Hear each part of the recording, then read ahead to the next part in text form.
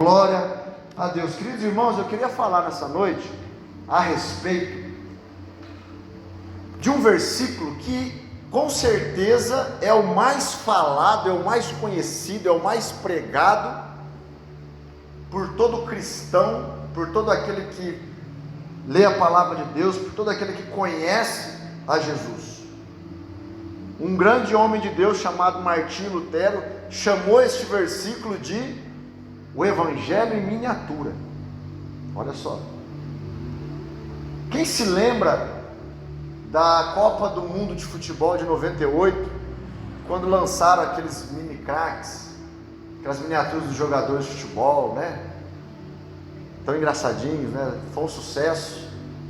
E o mais bonitinho deles era o Ronaldinho Gaúcho, né? Mais engraçadinho, né? E eu queria falar nessa noite a respeito do Evangelho em miniatura. Abra sua Bíblia no livro de João, capítulo 3, no verso 16. João, capítulo 3, no verso 16.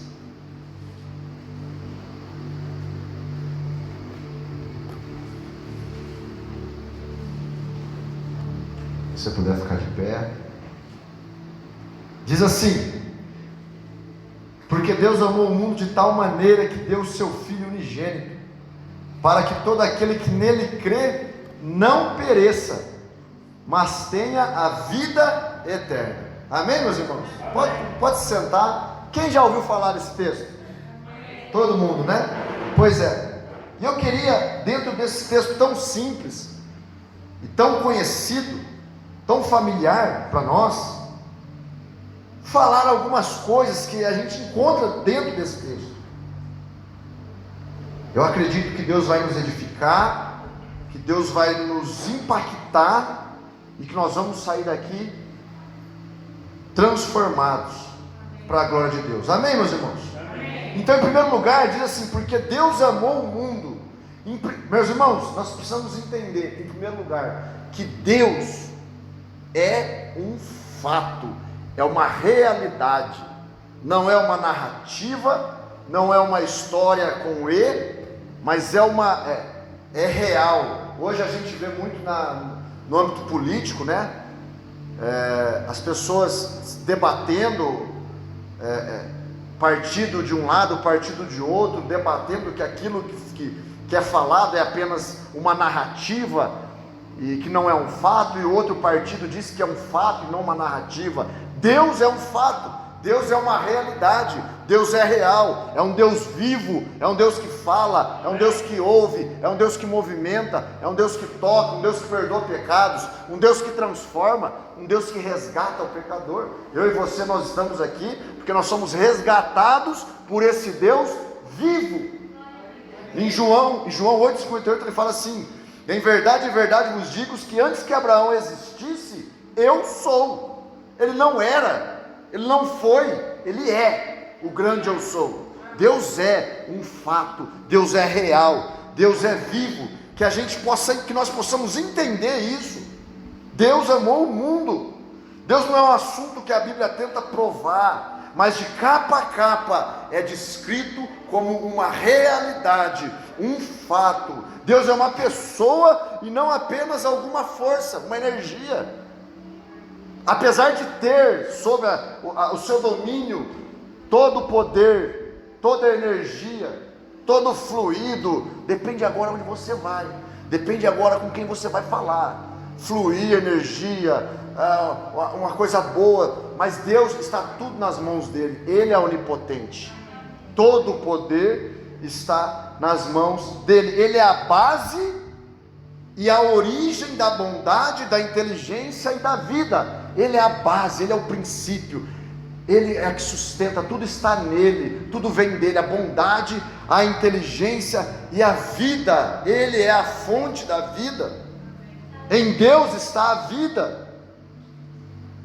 Ninguém pode descrever Deus de forma perfeita, porque nós somos imperfeitos. Por isso nós até tem aquela música: ninguém explica Deus.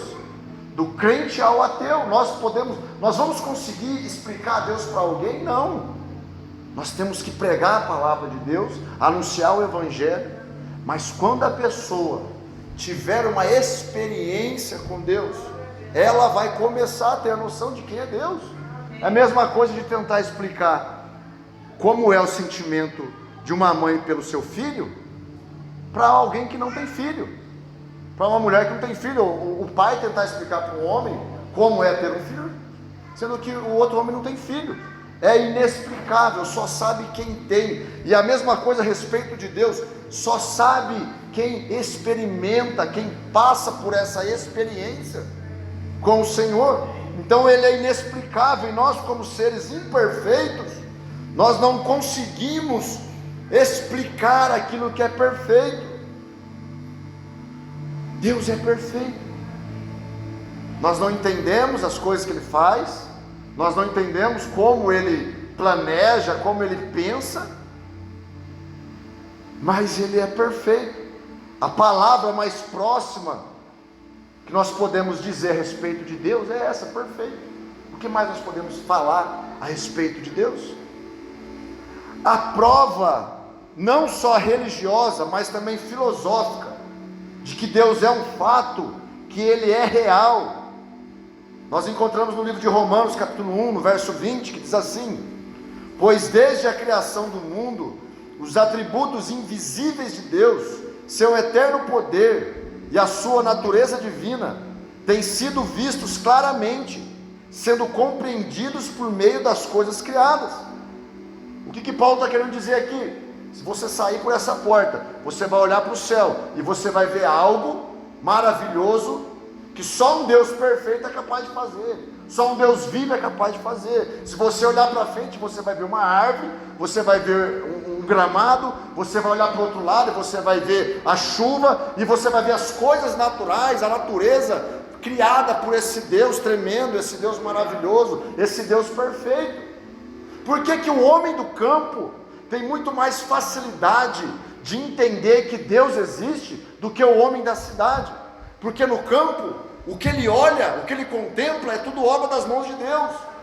O que o homem da cidade contempla quando ele sai da sua casa, ainda mais nessas grandes cidades, é obra do homem, é prédio, é asfalto, é tudo coisa feita pelo homem.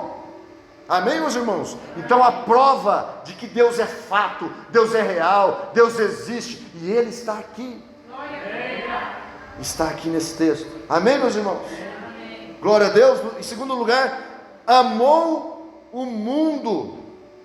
Amou o mundo. Deus, sendo um ser inteligente, tem consciência da existência deste mundo e ama a todos os que nele habitam. Por isso, minha irmã e meu irmão, ninguém nessa terra pode dizer assim: ah, ninguém me ama. Ninguém tem esse direito, porque Deus amou o mundo, todos os habitantes que passaram, que vão passar por essa terra, são amados por Deus. São amados por Deus. De alguma maneira diferente de como nós entendemos as pessoas, Deus possui qualidades emocionais. Não as emoções que nós conversamos uns com os outros, na forma limitada, na forma tão quebrada por causa do pecado, mas de uma forma perfeita, de uma forma sublime. Ele possui essas qualidades emocionais. O seu amor é a mais alta forma de amor, a mais pura, ao ponto de ser chamado amor, ao ponto dele ser chamado amor. 1 João 4,8 diz: quem não ama, não conhece a Deus, porque Deus é amor. Ele é o próprio amor. Ele é o próprio amor. Ele é o amor mais puro. Ele é a forma mais elevada do amor. Ele é o princípio do amor. Esse princípio de amor que faz com que Deus tenha o destino perfeito do homem, a sua felicidade e a sua utilidade perfeita e cumprimento da existência, sempre perante os seus olhos, e que é a força central motivadora de todas as suas ações para com os homens. também é compartilhado pelo homem. Meus irmãos, tudo que Deus pensa ao nosso respeito, tudo que Deus sonha para nós, tudo que Deus planeja para mim e para você, é baseado nesse amor. A força disso é o amor dele por mim e por você. O que move todas as ações de Deus, o que moveu ele para colocar homens para escrever as escrituras, o que moveu ele para criar a terra, o que moveu ele para nos ajudar, para nos fortalecer, para nos edificar, sempre é o amor dele. Ele é amor, e ele é movido por esse amor, e ele compartilha desse amor para conosco. Ele não só nos ama, mas ele coloca do amor dele em nós, para que nós também agora possamos amar os nossos próximos, nossos semelhantes.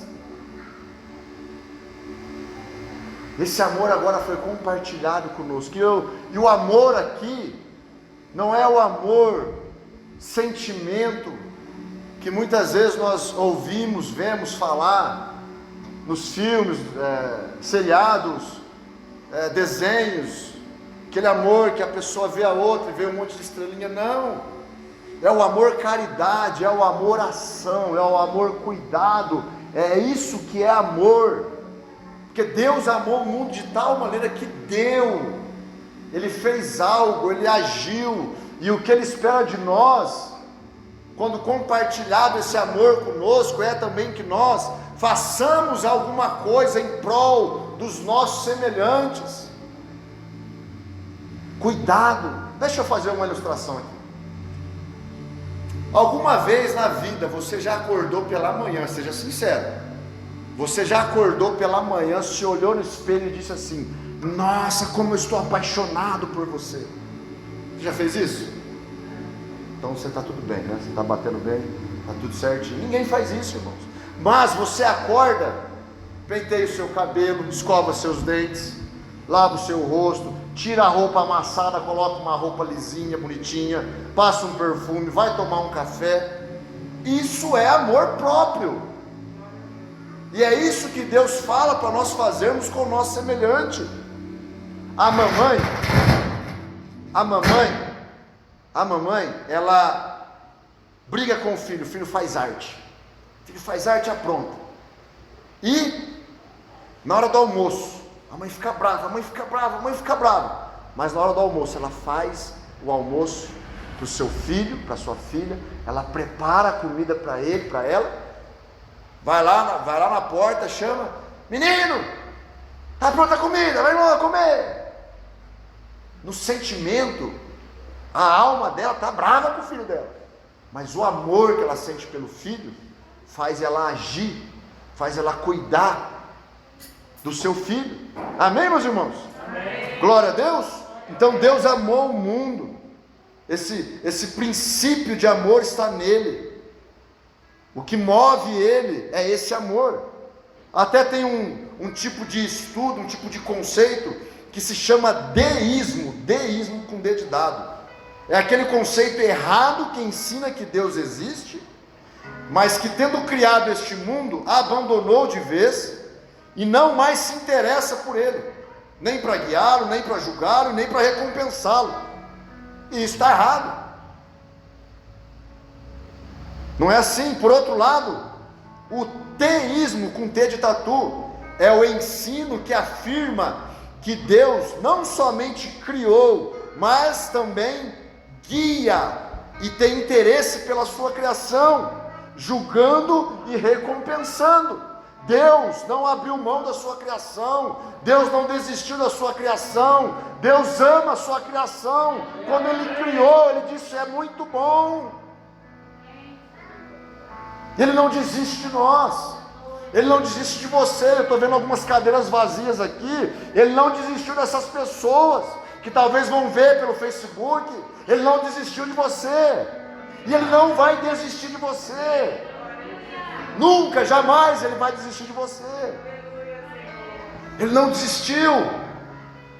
Glória a Deus. Terceiro ponto: de tal maneira que deu seu Filho unigênito. Meus irmãos, aqui descreve a profundeza do amor de Deus. Sua maior expressão, o seu Filho amado, companheiro eterno. Quantas pessoas não perdemos nessa pandemia, que eram companheiros de 30, 60 anos, 40 anos, companheiros, viviam juntos, companheiros. E quando nós vemos essa frase, Deus deu o seu Filho unigênito, o seu companheiro eterno, estava do lado dele o tempo todo, desde antes da fundação do mundo. Ele abriu mão, vai meu filho, vai, sabendo o que aconteceria com ele.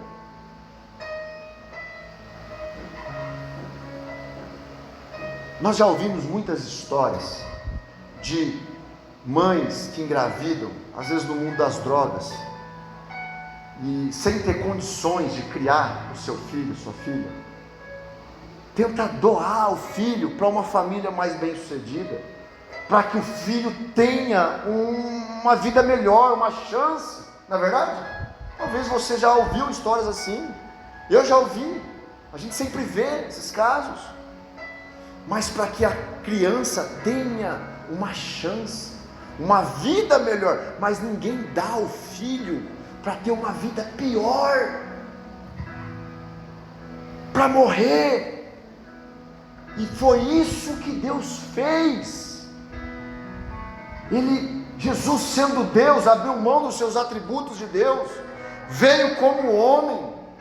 Ele se deixou ser um embrião e crescer dentro de uma placenta, e nascer grudado num cordão umbilical, e crescer, e pisar na terra, e arrancar o tampão do dedo, e ser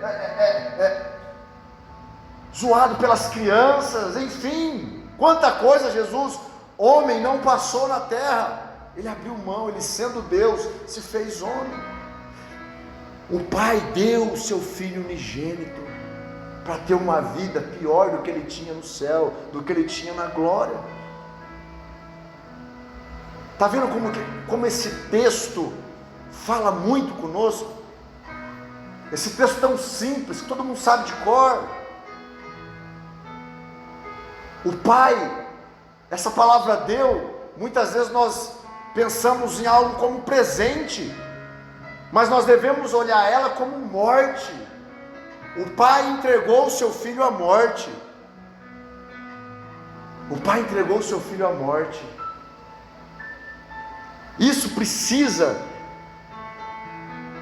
entrar dentro de nós de uma forma profunda, de uma forma ampla, a fim de poder provocar em nós também essa forma de ação, provocar em nós eu preciso agir, eu preciso fazer alguma coisa. O meu irmão que estava sentado do meu lado não está vindo, parou de vir na igreja no meio da pandemia, eu preciso ir lá, eu preciso orar por ele, eu preciso fazer alguma coisa, ele precisa esquentar, ele precisa voltar a congregar comigo. Cadê o meu irmão? Esse amor, quando vem em nós, quando nós recebemos esse amor de Deus, não tem como, meus irmãos, nós ficarmos sem fazer nada. Não tem como nós não nos entregarmos a Ele e deixar que Ele faça a vontade dEle nas nossas vidas. Tem um livro, o livro dos mártires. Teve um homem, esse livro é de John Fox. Teve um homem que ele chamava Telemaco. Na Roma antiga, quando tinha as guerras e os romanos ganhavam as guerras, eles faziam a celebração dessa vitória. De que forma? Chamava-se triunfo o espetáculo. Eles pegavam os prisioneiros de guerra, generais, capitães, soldados, traziam para o Coliseu, e lá na arena do Coliseu, todo mundo aqui já ouviu falar do Coliseu, não é verdade? Lá na arena do Coliseu, eles colocavam esses homens sem comer, sem beber, enfraquecidos, para lutar com os grandes guerreiros deles, os gladiadores. Eles não tinham chance. E ali eles matavam aqueles homens, acabavam com a vida deles, e o povo a arquibancada lotada, toda feliz, aplaudindo aquela barbárie. Um homem chamado Telemaco surge do meio da arquibancada e começa a pregar a respeito do evangelho, mas ninguém ouve ele. Sabe o que ele faz? Ele invade a arena, ele entra na arena com os gladiadores, com as suas espadas lutando ali, e ele toca no ombro de um gladiador, e eles param de lutar, sem saber o que está acontecendo, aquele homem entrar ali. O que é isso? Por um instante o público também fica atônito, só que de repente eles começam a vaiar, a fazer sinal de negativo. O gladiador coloca ele de lado e volta a lutar, volta a batalha, aquela batalha sem noção. Mas aquele homem, movido pelo amor de Deus, cheio do Espírito Santo, entra na frente de novo da batalha. O que acontece com ele? Era muito fácil, ele estava desarmado, o gladiador arrancou a cabeça dele, e o povo foi ao delírio, e eles continuaram a lutar, como se nada tivesse acontecido. Talvez se nós estivéssemos lá, falaríamos assim: ah, para que isso? Para que isso fazer? Não precisa fazer isso. Mas sabe o que aconteceu, Vinícius? Depois desse dia, nunca mais teve um espetáculo no Coliseu chamado Triunfo. Acabou a batalha de gladiadores, acabou aquela festa sangrenta, porque uma pessoa recebeu, entendeu o amor de Deus e entendeu que precisava fazer algo. Eu recebi esse amor. Nós estamos aqui porque nós recebemos esse amor. Nós recebemos esse amor. Alguém morreu por nós, alguém deu a vida por nós, e alguém que vai além de tudo que a gente pode imaginar, o próprio Deus nos amou, e Ele deu o seu Filho unigênito. Aleluia. O amor ao mundo deu em sacrifício o amor do Filho do mundo. A maior expressão de amor, meus irmãos, é o nosso Jesus, é o nosso Pai, é o nosso Espírito Santo. E nesse lugar de morte, onde nós falamos a respeito da morte, até aquelas pessoas que têm um coração duro, orgulhosos, como nós fomos um dia, como nós éramos, coração duro, orgulhoso, mas quando perde alguém, e você chega com esse texto, com esse evangelho em miniatura, dizendo que o Deus, Criador de todas as coisas, entregou o seu Filho à morte, para que todo aquele que nele crê não pereça, mas tenha vida eterna. Essa pessoa que passou por isso, ela não precisa de muita explicação, ela começa a entender, porque ela viveu isso, ela viveu na pele dela, e ela não precisa de muita interpretação, ela começa a entender: uau, mas Deus fez isso, e recebe esse amor. Então Deus nos deu o seu Filho, o seu próprio Filho, para ser o pioneiro no caminho. Sabe quando Jesus diz: eu sou o caminho, a verdade e a vida? Ele foi o primeiro a andar no caminho. O fundador do cristianismo é o nosso Jesus Cristo. Ele foi o próprio caminho, ele foi o pioneiro no caminho. Ele fez o caminho, e Ele é o próprio caminho para a vida eterna, visando o quê? O nosso benefício, o nosso bem. O plano de salvação é para o bem da humanidade. A obra da cruz é para mim e para você. A Páscoa não é só chocolate, é o coelhinho da Páscoa. A Páscoa é a vitória de Jesus sobre a morte, é a redenção, é a remissão dos nossos pecados, é uma porta que se abre e se diz: há uma chance, há um recomeço, há um novo começo para você. Essa é a obra da cruz. O Filho unigênito, o Pai que tinha um único Filho, entregou O exemplo tenta mostrar o amor do Pai por nós. Esse filho especial, esse filho que Deus entregou por amor a nós. A forma de nós entendermos isso, não na sua plenitude, mas como um pai que tem um filho e que abre mão de estar com o seu filho, para que a sua criação, para que a humanidade tivesse salvação, fosse alcançada, para que todo aquele que nele crê não pereça. Aqui, meus irmãos e minhas irmãs, aqui é descrita a fé no homem Jesus, por onde vem a experiência da regeneração. Nós fomos regenerados, nós podemos entrar na presença de Deus, não pelo que fazemos, pela família que temos, ou que sabemos, ou que somos, não, simplesmente, puramente, exclusivamente, pela morte de Jesus na cruz, por causa do sangue de Jesus que está sobre nós, nós podemos entrar na presença de Deus, e Deus olhar para nós, e não ver nós falhos, limitados, pecadores, mas ver o sangue do Filho perfeito, santo, obediente, que obedeceu até a morte, e morte de cruz.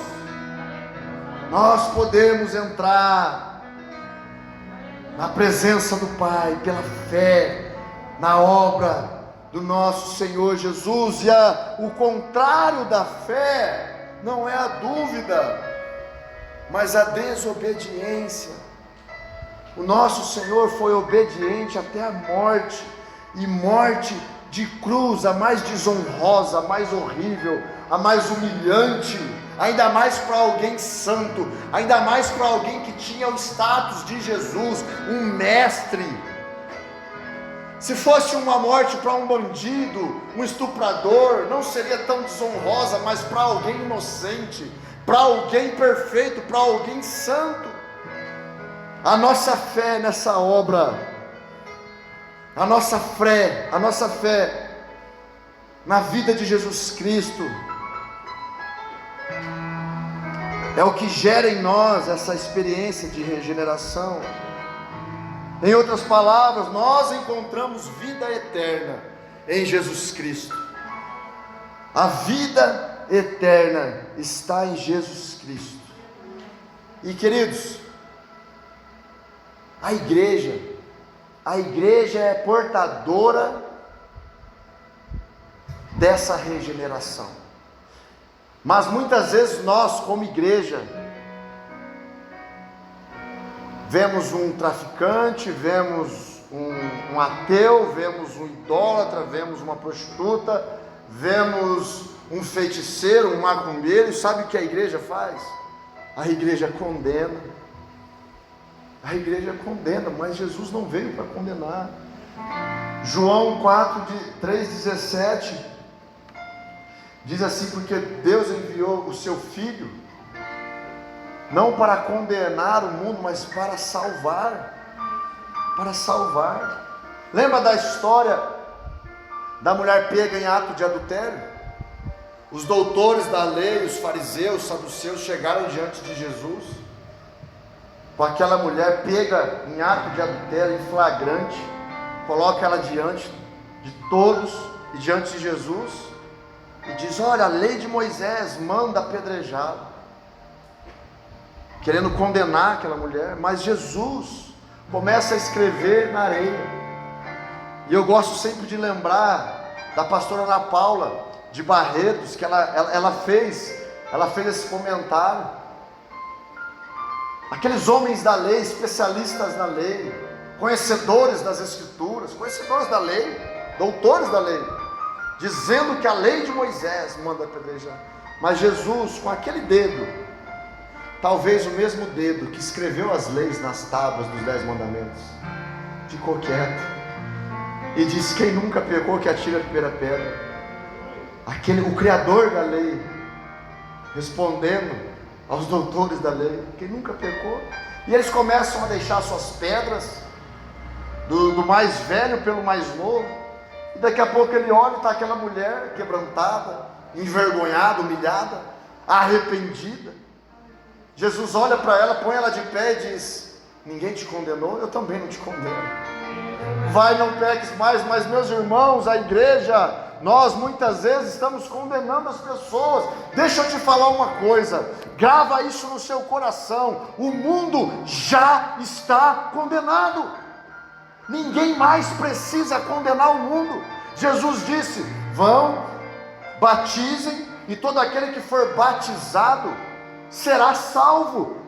Todo aquele que crer e for batizado será salvo, mas aquele que não crer já está condenado. Ninguém precisa condenar o mundo já está condenado. O mundo precisa de uma palavra de salvação, e a igreja tem essa palavra, você tem essa palavra. O Espírito Santo que está em você está esperando um passo de fé seu para você pregar a palavra e ele convencer. Você não tem que convencer ninguém, nós não precisamos convencer ninguém. Quem vai convencer é o Espírito Santo de Deus. Deixa eu te falar uma coisa. Num domingo, eu dormi cheio de maconha, drogado. Ninguém da minha casa ia na igreja, ninguém da minha família ia na igreja, nem batizado na católica eu fui. Eu era o verdadeiro pagão. Mas num domingo, eu dormi doido. Acordei numa segunda-feira, sentei na beira da cama, antes de trabalhar, e comecei a falar: eu quero ir na igreja, eu quero ir na igreja, eu quero ir na igreja, eu quero ir na igreja, eu quero ir na igreja. Esperei o dia de culto, fui numa igreja longe da minha casa para ninguém me ver, porque eu tinha vergonha. Não tinha vergonha de fazer outras coisas, mas vergonha de ir na igreja eu tinha.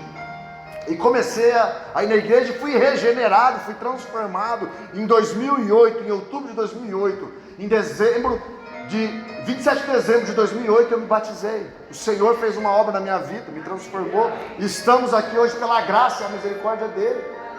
E eu me lembro que quando eu entrei na escadaria da igreja, uma moça olhou para mim e falou assim: você é um milagrão, nós oramos pela sua vida. Sabe o que Deus espera de nós, igreja?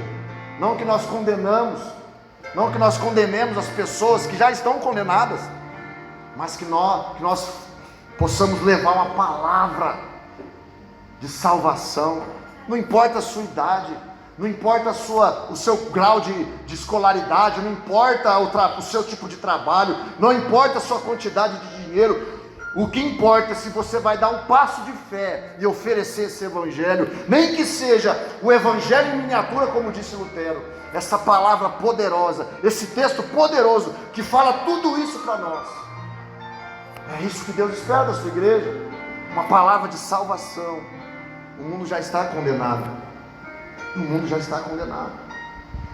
Jesus disse: aquele que crê em mim, ainda que morra, viverá. Queridos, como nós pregamos lá na filial da Ceifa de Bebedouro, que a gente pastoreia juntos, eu e minha esposa, como nós pregamos a respeito dessa esperança, que é o que o crente tem esperança. O crente não pode se desesperar com a morte, apesar de doer, apesar de nós sofrermos, apesar de nós passarmos o luto, mas a esperança do cristão é a vida eterna. É a vida eterna. O mundo já está perecendo, o mundo jaz no maligno. Jesus disse: eu não tenho nada com o príncipe desse mundo. O mundo jaz no maligno. Mas Jesus veio trazer vida, e vida abundante, e essa vida abundante é a vida eterna. E o texto termina: mas tenha a vida eterna. Meus irmãos, toda vez que você sair da sua casa, tenta pensar nisso. Essa vida vai acabar, essa vida está passando, as dificuldades vão passar, Vale a pena, ainda que a figueira não floresça, ainda que a vide não dê o seu fruto, ainda que não haja manga no pé de manga, ainda que não haja arroz na plantação de arroz, ainda que não haja soja na plantação de soja, ainda que falte tudo, vale a pena louvar o Senhor, o Deus da nossa salvação. Vale a pena, por quê? Porque isso aqui está passando, está acabando. Hoje estamos aqui, amanhã podemos não estar, mas a vida eterna não passa, pastor. A vida eterna continua. Talvez aqui tenha alguém com mais de 70 anos, 80, não sei. Mas a vida eterna é 80, mais 80, mais 80, mais 80, mais 80, mais 80, mais 80, mais 80, mais 80, mais 80, mais 80, mais 80. A vida eterna não passa. E é isso que Deus tem para nós. Aquele que crê não vai perecer com o mundo, mas vai alcançar a vida eterna. Aleluia, aleluia, essa é a nossa expectativa, essa é a nossa esperança, é isso que nos estimula,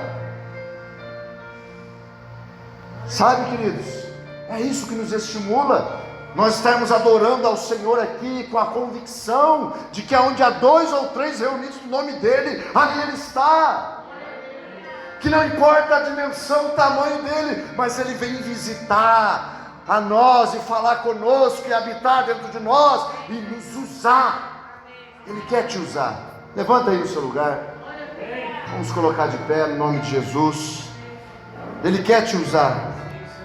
Ele quer que você apresente esse evangelho de salvação, essa palavra de mudança, essa palavra de transformação. Ele quer que você anuncie. Ele não quer saber se você é um pescador, se você é um cobrador de impostos. Ele não quer saber qual a sua profissão. Ele quer saber se você tem disposição e se você tem fé para falar: olha, Jesus ama você, olha, Jesus quer fazer uma obra na sua vida, olha, Deus tem uma nova história para você. Posso fazer uma oração por você? Posso te dar um abraço quando liberar os abraços, né? A pandemia está acabando, já está liberado os abraços, pastor. Glória a Deus. Liberou o futebol. Eu gosto de jogar bola. É o único exercício que eu faço. É quando tem um futebolzinho eu vou correr. E lá onde a gente joga, a família do pessoal lá, eles perderam um familiar por Covid. E só tinha 2 funcionárias lá, duas pessoas da família trabalhando. E aquele lugar cheio de gente, um monte de gente para lá e para cá. E eu percebi que elas estavam perdidas. E quebrou o painel onde marca o horário lá do futebol. Quando acabou, teve uma confusão lá, mas acabou antes, acabou depois, enfim. Cada um foi pagar o seu horário. E eu esperei todo mundo pagar. Quando chegou minha vez, aquela senhora começou a se desculpar comigo. Olha, desculpa. Tá.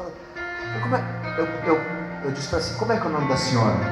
Ela falou o nome dela. Eu disse assim: como é que vocês estão? Vocês estão bem? Tá tudo bem? A gente começou a falar. Falei: posso fazer uma oração para você? Mas ninguém aqui pode fazer uma oração.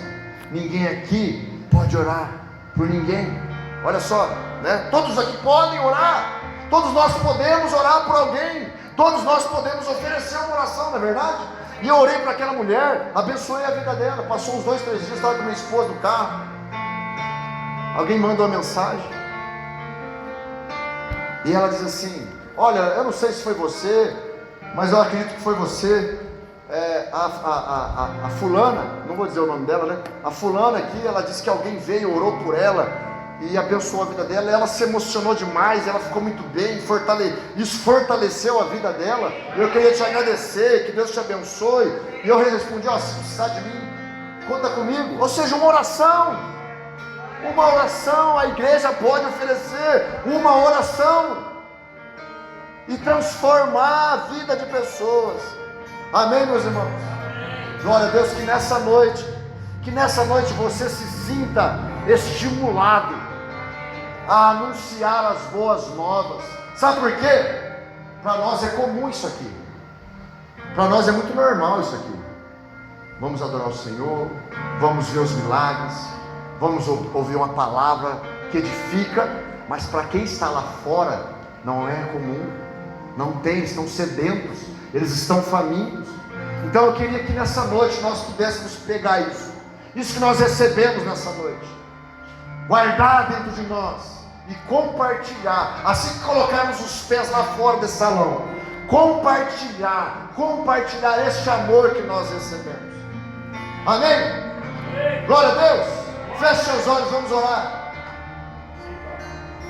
Oh Jesus, o Senhor é quem convence, o Senhor é quem faz a obra, o Senhor é quem transforma, o Senhor é quem perdoa pecados, o Senhor é quem resgata, o Senhor é quem muda a história, o Senhor é quem escreve uma nova história. Tudo vem do Senhor, tudo é para o Senhor, Tu és o grande eu sou. Todo o poder está em Suas mãos, e nós somos a Sua igreja. E eu te peço nessa noite, Pai, ativa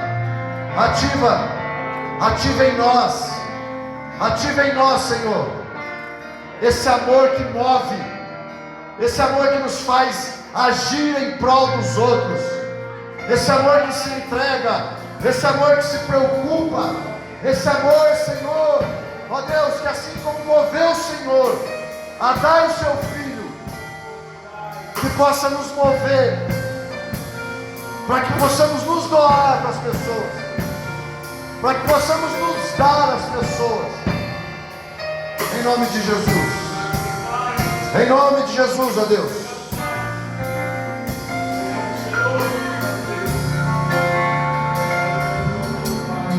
Eu sei que você, feche seus olhos por favor, eu sei que você, quando nós falamos de falar do amor de Deus com alguém, eu sei que veio pessoas na sua mente, eu sei que você pensou em algumas pessoas aí. Nós vamos louvar o Senhor agora com essa canção. Eu queria que quando nós louvamos, você começasse a orar por essa pessoa, você começasse a profetizar. Ah, mas a pessoa é difícil, pastor. A pessoa é difícil, Alisson. Para Deus não há nada difícil. Nada é demasiadamente difícil para o Senhor. Então comece a orar por essa pessoa. Comece a profetizar. Diga que ela vai servir o Senhor. Diga que ela vai se dobrar aos pés do Senhor. Diga que ela vai se converter. Diga que ela vai andar com a Bíblia nas mãos, que ela vai estudar a Bíblia, que ela vai pregar o Evangelho para outras pessoas. Comece a profetizar sobre essa pessoa que veio na sua mente. Em nome de Jesus, nós estamos nesse ambiente profético, nesse ambiente onde Deus está se movendo, Deus está aqui, e Ele espera uma ação de nós, a sua igreja, a sua noiva. Comece a profetizar, comece a orar agora.